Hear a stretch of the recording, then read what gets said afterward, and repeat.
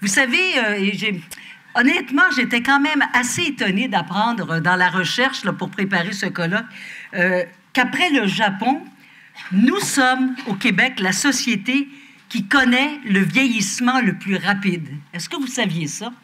Après le Japon. Mon Dieu, que le Québec est au top dans plein de choses.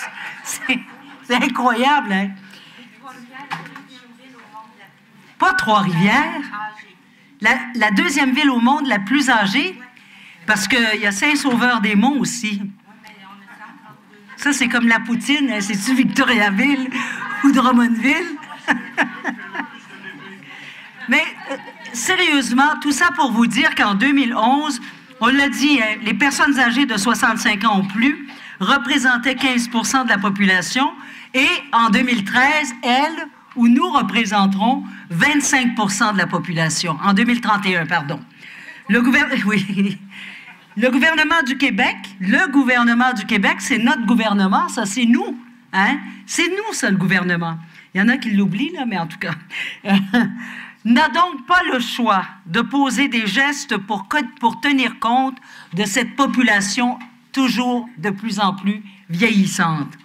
Et au fil des ans, ben oui, il y a plusieurs mesures qui ont été prises, qui ont été mises en place pour mieux répondre aux besoins des personnes aînées et aussi pour favoriser un vieillissement actif. J'ai retrouvé, entre autres, une des politiques qui a été mise en place qui s'appelle « Vieillir et vivre ensemble ». Hein, c'est un exemple. Est-ce que les politiques et les programmes établis sont et seront reconduits pour favoriser une meilleure qualité de vie aux aînés? C'est ce que nous serons dans quelques instants.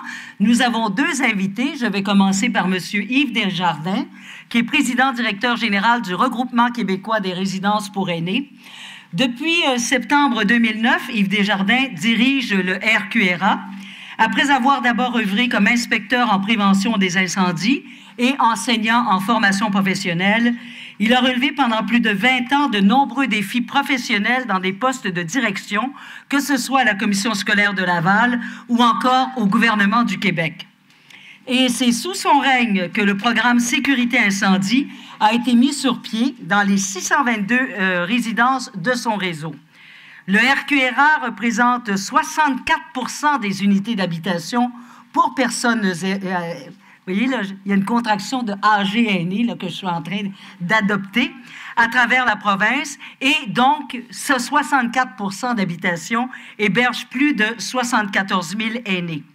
Ces résidences sont offertes autant pour les personnes autonomes que les personnes en perte d'autonomie et qui nécessitent des services d'assistance et également de soins.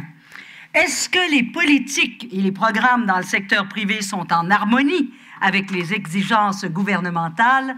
Mesdames, Messieurs, accueillons M. Yves Desjardins. Ah. Merci, Mme Cazin. Merci, tout le monde. Bonjour. Oui, vous l'avez dit, j'ai été plus de 25 ans dans le domaine de la sécurité incendie. On a eu justement un de nos membres qui a vécu un incident tragique il y a 2 semaines à Laval. Sans doute, vous avez vu les journaux. Villa Sainte-Rose, 79 aînés qui ont dû évacuer en toute vitesse. Un miracle. J'y étais. Une chance que c'est arrivé à 6 heures le soir. On n'insistera jamais assez sur la sécurité dans les résidences pour aînés. Puis on ne sait jamais à quel moment ça va nous frapper un incident de ce genre-là. J'ai vu un travail extraordinaire. D'abord, les propriétaires, les employés de cette résidence-là, l'agence de santé, le service de police, bref, tout le monde a été mis à contribution pour aider les aînés qui évacuaient. Et je peux vous dire que nous suivons un peu le dossier et les aînés qui ont été relocalisés. Et ils sont encore sous le choc. Ils ont laissé derrière eux tout ce qui leur restait de photos, de petits souvenirs, bref, de la vie. Claude Paré parlait de nostalgie. Et les gens ont de la difficulté à réaliser qu'ils ne reverront plus ce qu'ils avaient lorsqu'ils étaient en résidence. Là n'est pas mon propos, mais je vais l'aborder quand même. Je voulais, par ce colloque, en même temps, parler des résidences pour aînés. Ben oui, on y œuvre. Moi, j'y suis depuis 2009. Et il s'opère, je pense, vous l'avez entendu depuis ce matin, un changement important. Un changement au niveau de la société, population vieillissante, prolifération de résidences pour aînés au Québec, de plus en plus de normes, d'exigences gouvernementales. Ce que je voulais présenter aujourd'hui, c'est un peu de notre côté, ce que l'on voit, ce que l'on regarde et comment on envisage un peu l'avenir. Et j'ai titré la présentation par un fragile équilibre qui m'a été inspiré par ma collègue Danielle Marchand, qui a écrit un texte absolument incroyable, mais qui, j'en ai ressorti quelques idées, mais qu'il faut, je pense, je voulais susciter chez vous une réflexion par rapport à ce secteur-là d'activité qui, disons-le, héberge actuellement au Québec plus de 115 000 aînés. Je vais m'habituer. Bougez pas une seconde. Ah, et ici. Oui, ça va? Oui. Bien sûr. Vous pouvez faire aussi le page. Voilà. Ah, une brève mise en contexte, un portrait des résidences. Ensuite, une réglementation versus la réalité et les enjeux et défis auxquels les résidences font face aujourd'hui, mais feront face dans les prochaines années. On en a parlé, Mme Cazin vient d'en parler également, le vieillissement de la population. Il y aura de plus en plus d'aînés, ce n'est pas un secret. Il y a une explosion, je dirais. En 2020, il y aura 1,5 million d'aînés de plus. En passant à la définition d'un aîné, et je dis bien aîné, et vous allez voir où je vais en venir, mais un aîné, il a été défini dans la politique, justement, Vieillir et vivre ensemble, qu'un aîné, c'est une personne de 65 ans. Personnellement, et nous, au Regroupement québécois des résidences pour aînés, on trouvait qu'il fallait peut-être revoir la définition d'un aîné, compte tenu du contexte actuel et du vieillissement actif, je dirais. Puis entre nous, on pourrait dire que quelqu'un de 65 ans aujourd'hui, c'est pas comme quelqu'un de 65 ans il y a 30 ans.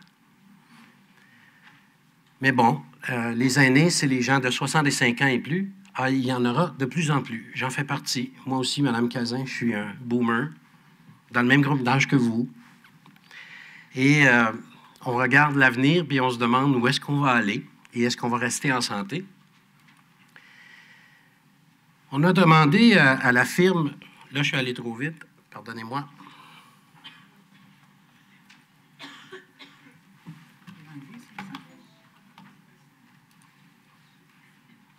Eh, misère.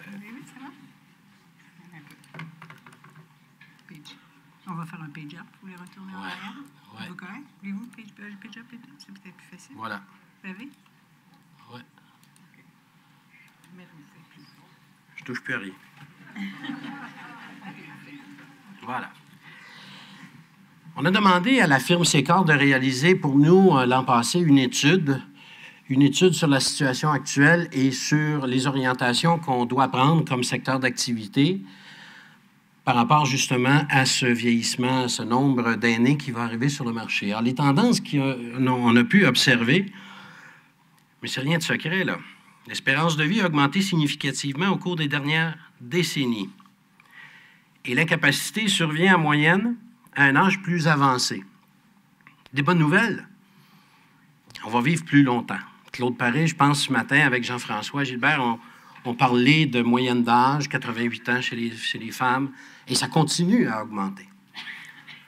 Peut-être qu'il y a quelques années, les gens décédaient d'une pathologie. Aujourd'hui, on en a 3 et on continue quand même à vivre. Oui, avec une perte d'autonomie, mais on continue quand même à vivre et c'est des bonnes nouvelles quand même. Mais il existe un phénomène très important sur l'incapacité, donc le vieillissement de la population et l'incapacité qui s'en va en augmentant. Également, l'augmentation des maladies chroniques, la démence. J'assistais à une conférence à Toronto récemment où on disait que dans les années 30, le nombre de personnes atteintes d'Alzheimer va pratiquement doubler. Donc, c'est des effets, et je vous résume, là, mais ce sont des effets qui complexifient et haussent le coût des soins aux aînés. On dit également aujourd'hui, puis là-dessus, on ne s'entend pas toujours, on dit ah, les aînés d'aujourd'hui sont globalement plus aisés financièrement. Qu'est-ce qu'aisé financièrement? Moi, je me souviens, plus jeune, on me disait, si tu gagnes à la loto 1 million, tu vas avoir 100 000 d'intérêts par année, tu en as assez pour vivre. Puis là, ben, si j'avais 1 million, je ne sais pas combien j'aurais d'intérêts. 22, 27 000. Est-ce que j'en ai assez pour vivre? Ça me prend combien de millions, finalement, pour continuer à vivre? Il reste que les aînés d'aujourd'hui ont un patrimoine. Il y en a qui ont des terres, il y en a qui ont des maisons, il y en a qui ont donc un patrimoine. Vont quitter ce patrimoine-là, vont vendre leur maison, se retrouvent avec, disons-le, 200, 300 000 $ la même maison qu'ils avaient payée peut-être 20 000, 25 000 il y a fort longtemps.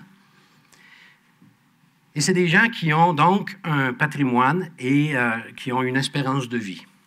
La génération qui suit, la mienne, a peut-être moins d'argent, moins de patrimoine, parce que, encore une hypothèque, 3 voitures au lieu d'une, 3 télévisions, mais un fonds de pension, léger, mais un fonds de pension quand même, mais une situation précaire au niveau financier. Il reste qu'actuellement, on peut prétendre que les aînés sont plus aisés financièrement. Claude Paré en a parlé également de gens qui vivent seuls. 33 %, ça nous a étonnés. C'est en croissance, le nombre de gens qui vivent seuls, mais également le nombre de personnes à faible revenu. On s'entend qu'il y a une distance entre les revenus des gens. Il y a des gens qui ont un certain patrimoine et d'autres ont très, très peu de revenus à l'âge lorsqu'ils deviennent aînés. Un des premiers effets de ce vieillissement sera la hausse majeure de la demande des soins et santé, des coûts qui y sont reliés. Beaucoup d'études le démontrent. On a parlé de 120 milliards. C'est effectivement les chiffres que nous avons également. Et on sait que le statu quo est intenable. Ce n'est pas vrai que dans la situation actuelle, les finances publiques vont permettre d'assurer les soins pour l'ensemble des aînés qui s'en vient aussi près que 2020. Il va falloir trouver d'autres formules. Le nouveau ministre de la Santé, Dr. Régent Hébert, gérontologue, va nous proposer, il l'a annoncé, va nous proposer un nouveau programme d'assurance autonomie, inspiré également des pays scandinaves, mais de ce qui se fait ailleurs dans le monde et qui, semble-t-il, on n'a pas vu encore le programme, mais on a bien confiance, qui va surtout porter sur le maintien à domicile, là où certains pays ont axé les programmes de soins et d'assistance sur le maintien à domicile, connaissent un certain succès et au niveau financier également un certain succès. Mais à l'heure actuelle, les finances du Québec ne permettent pas d'assumer toutes ces nouvelles dépenses qui sont très près de nous. Le réseau des résidences privées pour aînés est appelé à évoluer, évolue depuis déjà quelques années, mais le régime parallèle d'hébergement, il est là pour rester. Nous sommes partenaires du système de santé pour l'hébergement des aînés. Également, on peut remarquer que depuis un certain nombre d'années, ça a été annoncé par le gouvernement, on n'investit plus dans le béton. On a diminué le nombre de places en CHSLD. Mme Simard l'évoquait ce matin. Certains s'en souviennent, les CHSLD, il y avait à une certaine époque des places de libre. Certains y arrivaient en voiture, partaient pour le week-end et autres, alors qu'aujourd'hui, on est en manque de quoi? 6 000 à 7 000 places dans les CHSLD. Et ça a été compensé par la création de ressources intermédiaires, par exemple, la forte croissance des résidences pour aînés. Et c'est ça qui est venu prendre la place, si on veut, pour un peu assurer le relais dans les soins, dans l'assistance des personnes aînées. La clientèle a changé. les résidences, vous allez le voir un peu plus loin, j'en parle, vont devoir s'adapter. Les CHSLD se sont adaptés, les résidences sont à s'adapter. Vous savez, dans un CHSLD, on dit qu'une personne est admise lorsqu'elle est à 3 heures soins. On calcule en termes d'heures, demi-heures soins. Je pense que beaucoup d'entre vous connaissent le principe. Et c'est comme ça un peu que les gens sont, avec l'aide d'outils, évalués sur l'autonomie et ensuite dirigés au bon endroit. Mais les gens dans les CHSLD, comme la moyenne d'âge augmente, le niveau de soins aussi augmente, on est rendu à 3h30, 4 heures soins. Alors, je dirais l'étape précédente des résidences pour aînés, où certaines résidences sont complètement autonomes, puis on a des résidences qui offrent jusqu'à 3 heures soins. Bien, le 3 heures soins est rendu à 3h15, 3h30 soins. Cette clientèle-là d'autonomes qui maintenant requiert des soins demande un ajustement de la part du réseau des résidences pour aînés. Il faut continuer à évoluer, mais à adapter aussi en fonction de la réalité. J'aime toujours faire dresser le portrait des résidences pour aînés au Québec. Les gens se demandent, est-ce qu'il y en a beaucoup? On en connaît quelques-unes, on voit de grandes bâtisses. Qu'est-ce que c'est des résidences privées pour aînés? D'abord, résidences privées, c'est un pléonasme. Des résidences publiques, ça n'existe pas. On appelle ça les CHSLD. Une résidence, c'est privé. Avec le projet de règlement sur la certification, qui devrait être adopté en passant aujourd'hui par le Conseil des ministres, on va retrouver dans ce règlement-là une appellation contrôlée, comme le vin. On va définir ce qui est une résidence pour aînés, et seules celles qui rencontrent cette définition-là, celles avec un S, vont pouvoir s'appeler résidence pour aînés. Personne âgée, c'est plus le terme. Alors, nous, on avait parlé d'aînés, et c'est le terme qui est maintenant utilisé. C'est sûr, ça va pouvoir s'appeler foyer ou autre, là, mais l'appellation résidence pour aînés va être contrôlée.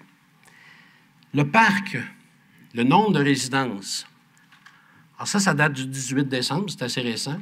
C'est des données qui nous proviennent du ministère de la Santé. Il y a 2041 résidences actuellement au Québec. Vous voyez le nombre d'unités? Unités locatives, 118 000. Il y a des unités où il y a des gens qui habitent en couple. Donc, ce qui fait qu'il y a peut-être 122, 123 000 aînés qui habitent en résidence. Ce qui est fascinant dans le portrait, je les ai mis en rouge, c'est les petites résidences. Les résidences pour aînés au Québec sont composées majoritairement de petites résidences. Plus de 1400 sur 2000 ont moins de 49 unités. Vous allez voir, je vais faire le lien avec tantôt. Le Québec, c'est, qui disait, c'est des villes et des villages. Au-dessus de 1000 municipalités, les petites municipalités ont une résidence pour aînés. J'ai vu souvent un ancien presbytère transformé en résidence, des maisons qu'on dit bungalows, qui accueillent 2, 3, 7 aînés. Ça existe au Québec, ça. La plus petite résidence, il y en a 3 au Québec. Ils ont 1 résident. La plus grande résidence, 850. C'est celle dont M. Tessier habite, je pense, Cité-Rive à Montréal. Donc, on a des résidences autonomes jusqu'à des résidences avec soins, puis on a des petits milieux de vie, puis on a de très grandes résidences. C'est ça le parc. Vous allez voir le lien ensuite que je veux faire. En 2012, c'est le double dans 1994. On dit même qu'en 15 ans, même entre nous, là, on dit que l'industrie des résidences pour aînés, c'est une industrie qui est très jeune, 15 ans. Je lisais des documents à l'association de 1994. Robert Chagnon, tu y étais. Et il se vantait d'avoir 31 membres, 2500 unités. C'est correct. Mais c'est pas très loin, 94. On est rendu aujourd'hui à l'association à 623 membres, 75 000 unités. La moyenne d'âge d'entrée, oubliez ça, c'est la moyenne d'âge de ceux qui habitent en résidence est de 84 ans. La moyenne d'âge d'entrée est 78, mais la moyenne d'âge actuelle est de 84 ans. Les données qu'on a prises à la SCHL, les deux suivantes, sont pour nous importantes. Le Québec est l'endroit où les loyers sont le moins dispendieux au Canada. 1410 $ par mois. C'est un loyer mensuel. On parle de moyenne, bien sûr. Alors qu'au Canada, c'est 1966. En Ontario, c'est presque 2800. Presque le double pour la même chose. Le taux d'attraction, qu'est-ce que c'est? Ça, c'est le nombre d'aînés de 75 ans et plus qui vit en résidence. La moyenne au Canada, 8 %. Au Québec, 17,8 %. Toutes les autres provinces se demandent comment c'est aussi populaire au Québec. C'est un choix de culture, c'est un choix de société. Il y a plusieurs raisons qui expliquent ça, mais il reste qu'il y a quand même près de la moitié des unités au Canada sont au Québec. Donc, c'est un réseau qui est important.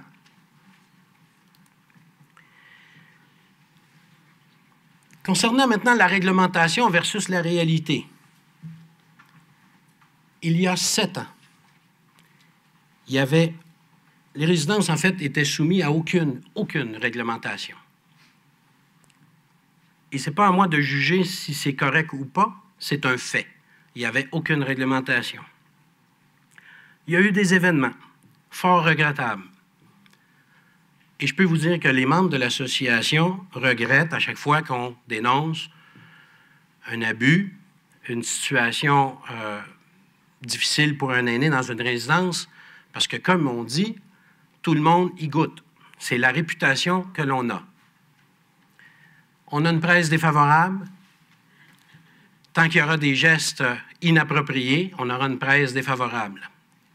Nous n'avons qu'à bien nous tenir.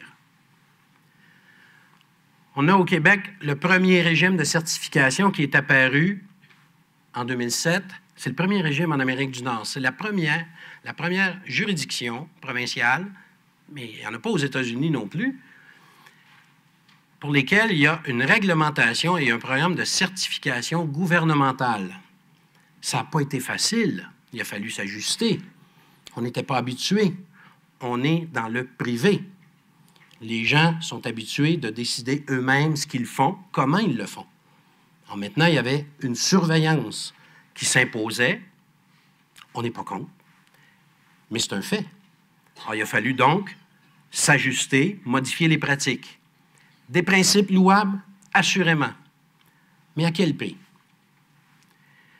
Un cumul d'obligations, je dirais, néfaste. Néfaste parce que, je vous l'ai dit, on a un parc de résidences qui est composé majoritairement de petites résidences. J'en ai listé quelques-unes parce qu'on peut voir ça positivement. C'est très bien qu'il y ait un programme de certification, mais en même temps, ça impose des règles. La sécurité incendie, c'est très bien qu'on augmente la sécurité incendie dans les résidences, mais il y a un coût qui s'associe à ça. Le MAPAC, en tout ce qui concerne l'alimentation, par exemple, est devenu une juridiction. Récemment, des mitigeurs d'eau chaude. Vous en avez entendu parler? Oui. On va contrôler l'eau chaude. C'est bien sûr. Il y a des aînés qui sont décédés, il y en a qui sont brûlés. Et je peux vous dire qu'actuellement, ça fait 1 mois que c'est sorti, on a beaucoup de plaintes d'aînés. Vous essayerez de prendre votre bain à 43. Vous allez voir que c'est frais un peu. Puis quand on est âgé, on a encore plus froid. Mais il fallait contrôler l'eau chaude. Là, on est pris dans un paradoxe. Parce que présentement, il y en a un qui me le rapportait hier, il y a des aînés qui font chauffer de l'eau, disent, c'est comme quand j'étais jeune, je fais chauffer de l'eau, je suis de poêle, puis je mets ça dans ma baignoire. Je ne sais pas à long terme si on a réglé le problème, mais en tout cas, on est prêt à en créer un autre. Les règles de mitigeurs d'eau chaude vont coûter à l'ensemble des résidences du Québec au-dessus de 100 millions de dollars. Pourquoi? Parce qu'un appareil pour mitiger l'eau peut coûter 250, 200 $. mais ça prend quelqu'un pour l'installer. Vous savez comment ça coûte un plombier? Puis là, bien, parfois, il faut casser la céramique. Une céramique de 1988, ça ne s'en fait plus de l'appareil. Finalement, il faut changer toute la céramique. On va demander du temps, ça va demander du temps. On a jusqu'au mois de décembre pour faire ça. Mais dans la salle de bain, qui est dans un logement, il y a 1 ou 2 aînés. On ne peut pas les mettre dans le corridor pendant 2 semaines, le temps qu'on refasse la salle de bain. Alors, il y a une opération majeure. Le simple mitigeur, où on dit, tant mieux, ils ont réglé la question de l'eau chaude, est une commotion pour l'ensemble des résidences et la gestion des résidences, puis pour le bien-être des aînés. Des nouvelles règles au Code de sécurité. En avril, on va apprendre des modifications au Code de sécurité de la Régie du bâtiment qui va amener un resserrement des règles au niveau des résidences. Difficile pour nous d'évaluer les coûts, mais il y aura un coût assez élevé pour un resserrement des normes au niveau du bâtiment. On étudie actuellement avec le gouvernement la possibilité qu'on exige, que le gouvernement exige des gicleurs dans toutes les résidences pour aînés. Gicleurs, on parle de système de sécurité incendie.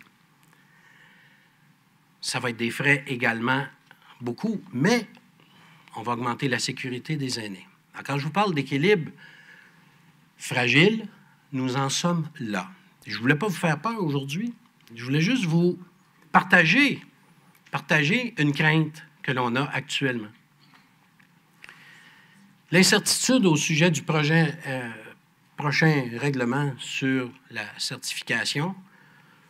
Et si on regardait chacune des règles qui sont dans ce règlement-là, les nouvelles normes, probablement qu'on serait tous à dire « d'accord, on est d'accord avec ça. Oh oui, ça, on est d'accord avec ça. Ça, on est d'accord. On est tous d'accord. » Mais l'effet qui peut arriver, c'est que les petites résidences ferment. Et à ça, on sensibilise le gouvernement, qui est au fait aussi de l'effet de cette réglementation-là. Alors, si on ferme les résidences, petites résidences, principalement en localité, il va falloir déraciner les aînés qui y habitent. Mais il fallait les mettre en sécurité aussi. Alors, tout le paradoxe et l'équilibre que l'on vit, il est là. 2013 va être pour le monde des résidences privées, pour aînés, au Québec, une année charnière. J'annonce rien. Je vous communique ce que moi j'entends de la part des membres, des propriétaires, des gestionnaires de résidences qui disent ce n'est plus possible d'avoir une résidence pour aînés. Je ne suis plus capable. Là, vous allez dire, bien, ils vont vendre, puis quelqu'un d'autre va l'acheter, puis il va recommencer. À l'heure actuelle, pour acheter une résidence pour aînés, même petite, ça prend des sous. Or, la SCHL, qui garantit les prêts, ne garantit plus aucun prêt pour des résidences de 50 unités et moins. En principe. Mais dans le fond, c'est 80 unités et moins. Alors, si la personne qui a une résidence ne peut plus couvrir ses frais d'exploitation, parce qu'à moins qu'elle augmente ses loyers de 300-400 $ par mois, puis elle ne peut pas vendre, bien, on pense qu'elle va fermer. C'est un constat, je pense qu'on peut tous s'y rendre. Alors, c'est présentement la situation qui prévaut, je dirais, dans les résidences. Pas l'ensemble, vous allez me dire, oui, mais il y en a qui... Il y a des grandes résidences, c'est bien sûr qu'on peut amortir les coûts avec plus d'unités, mais en même temps, il y a tout ce choix-là, puis j'aimais bien l'expression de Mme Cazin, de vivre à la ville ou à la campagne, où moi je fais le lien avec l'hôtellerie, où il y a des grands hôtels, puis il y a de magnifiques bed and breakfast, puis on peut être attiré par un ou par l'autre, dépendant de l'événement, puis de ce qu'on souhaite. Il faut qu'il y ait une offre de services variée, puis qu'il y en ait pour tous. Mais on va peut-être diminuer l'offre de services. Et je l'ai écrit en bas, le risque de rupture à court et à moyen terme est actuellement dans la mire. En 2020, plus de 50 000 places additionnelles seront nécessaires. Et en 2010, selon l'étude qu'on a fait faire, 25 % des résidences étaient déjà déficitaires. Alors, quand je parle de catastrophe, je vous transmets, dans le fond, le message que je reçois de propriétaires de petites résidences qui font un excellent travail, mais qui ne sont plus capables de maintenir leur résidence parce qu'on a resserré également toutes les règles de sécurité. Mais on est d'accord avec ça. Alors, c'est tout l'équilibre fragile, mais le point de rupture qu'on est sur le point de vivre. Les enjeux, on ne peut pas se laisser abattre, hein? On prend ça comme des défis. Il y en a 6 enjeux pour les propriétaires de résidence. 1, faire de la qualité. Pas le choix. C'est bien de valeur. On va continuer. Il faut augmenter la qualité des services, des soins, du milieu de vie qui est développé pour les aînés. On vend de la sécurité. C'est ça qu'on vend. On a réalisé à l'automne dernier un sondage avec la firme Léger Marketing. La sécurité est arrivée avec le plus haut taux de satisfaction chez les sondés. 97 % des gens se trouvaient en sécurité dans leur résidence. 95 % des aînés étaient satisfaits de leur milieu de vie. C'est extraordinaire parce que ceux qui n'y sont pas ne veulent pas y aller. C'est vrai. Les familles disent « Oh, c'est épouvantable ce qui se passe en résidence. » Et pourtant, ceux qui y sont, ils nous disent « Non, c'est très bien, j'ai repris goût à la vie. » Il y en a qui se remarient. Ouais. Il y en a qui prennent du poids. Ils mangent beaucoup mieux. Je le sais, je l'ai vécu avec mon père. Ils mangent beaucoup mieux et ils font des repas complets. Ils mangent plus juste du gruau. Fait qu'il y a une qualité de vie, il a retrouvé des amis, il a retrouvé un milieu social. Puis quand je lui demande, aimes-tu ça, la résidence? Non. J'étais bien chez nous. Puis avoir su, je serais resté chez nous. Il ne pouvait plus. Il m'en veut encore un petit peu, mais je l'ai forcé. Je l'ai forcé, c'est sa santé. Il ne pouvait plus rester seul. Il a fallu le déménager en résidence. Je suis pas content, là. Mais moi, je suis bien content. Il est en sécurité, il mange bien, ça va bien, mais il n'est plus dans ses affaires. Puis, quand on a vu le médecin récemment, puis le médecin dit « Monsieur Desjardins, trouvez-vous que vous êtes en perte d'autonomie? » Non, il dit « Je n'ai plus d'autonomie. Ils m'ont enlevé mon permis de conduire. » Pour lui, l'autonomie, c'était ça. Il dit « Je ne peux plus rien faire tout seul. Il faut que je l'appelle. Quand je veux aller juste m'acheter un pain, je ne peux plus rien faire tout seul. » Fait que pour lui, il est en plus que grande perte d'autonomie, il n'est plus autonome. C'est quelqu'un qui s'est toujours débrouillé. Vous savez, cette génération-là d'enfants de familles nombreuses, habitués jeunes à se débrouiller, à travailler fort, puis là, ben, être à la remorque de ses enfants, c'est l'inverse. Comme quand moi, j'étais petit, là, c'est moi qui le soutiens, puis qui l'aide, puis tout ça. Mais quand je lui demande, t'es bien ici? Non, pas bien. Fait que je dirais, ce phénomène-là qui nous dit, puis on l'a sondé, puis on le vérifie, puis les propriétaires nous le disent, les gens en résidence sont bien, puis il faut continuer à s'améliorer. Donc, faire de la qualité, rapport qualité, travailler en harmonie avec le gouvernement, bien, je parlais de réglementation. Il y a des choses qui se font, puis il y a des choses qu'il faut faire plus doucement, parce qu'on a affaire à une clientèle qui est plus fragile. Il faut y aller peut-être plus à petits pas. La recherche de rigueur, il y a un changement de culture, oui, mais la recherche de rigueur dans la façon de faire. C'est pas n'importe qui peut être opéré, qui peut travailler dans une résidence pour aînés. On va devoir continuer à adapter l'offre de services de résidence autonome à résidence avec assistance, avec soins. On parlait d'architecture, mais salle de bain adaptée, c'est toute la transformation. Le grand défi des années à venir, c'est les baby boomers. Et présentement, on voit des formules émerger, soit les résidences évolutives, où on a une section condo avec assistance, avec soins, pour que les gens restent dans le même milieu, puis également l'émergence de résidences à vocation particulière, dont un exemple à Québec qui s'est concentré sur plus petites résidences, mais qui s'est concentré sur des soins palliatifs.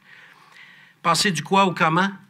Alors, c'est plus juste de fournir un logement, mais c'est aussi de comment on va assurer les services aux résidences.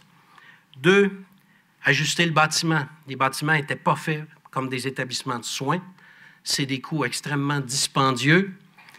Et on doit maintenant, je dis maintenant parce qu'il y a quelques années, on s'en souciait moins. Mais on doit augmenter le niveau de sécurité, faire des exercices d'évacuation. Là, on dit, ben oui, c'est normal. Pas facile de sortir des aînés. C'est même pas facile de vous sortir. Je l'ai fait dans des édifices à bureaux. Les gens ne voulaient pas sortir. Imaginez-vous les aînés. J'ai un propriétaire qui me disait, ils descendent plus vite quand je fais chauffer une tarte aux pommes que quand je sonne l'alarme.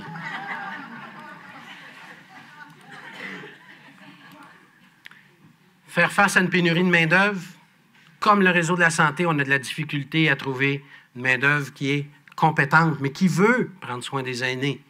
La fonction de préposé, pour nous, elle est méconnue. Il faut faire des interventions au niveau, je dirais, scolaire, intéresser les plus jeunes à venir. Est-ce que c'est populaire? Non, c'est pas populaire. C'est difficile de trouver des gens. Les conditions de travail sont différentes de celles du secteur public. Mais les gestionnaires sont sensibles à l'importance d'apporter un milieu de travail différent et des conditions meilleures.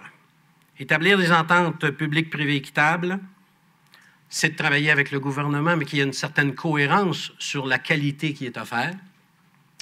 Et des ententes à plus long terme, parce qu'on a des ententes avec le gouvernement. Je passe rapidement. Les taux, c'est-à-dire l'augmentation des loyers. On est présentement régi par une grille des loyers. Comme cette année, on suggère 0,9 % d'augmentation. Le coût des dépenses des résidences est entre 3,5 et 4,2 %. Alors, vous voyez qu'il y a un écart qui s'agrandit depuis bon nombre d'années. Le dernier point, respecter la capacité de payer des aînés, permettre aux aînés de choisir s'ils veulent aller en résidence, parce que chaque nouvelle exigence qu'on met en place, c'est des aînés à plus faible revenu qu'on prive de ce choix-là. Voilà. Merci. Merci.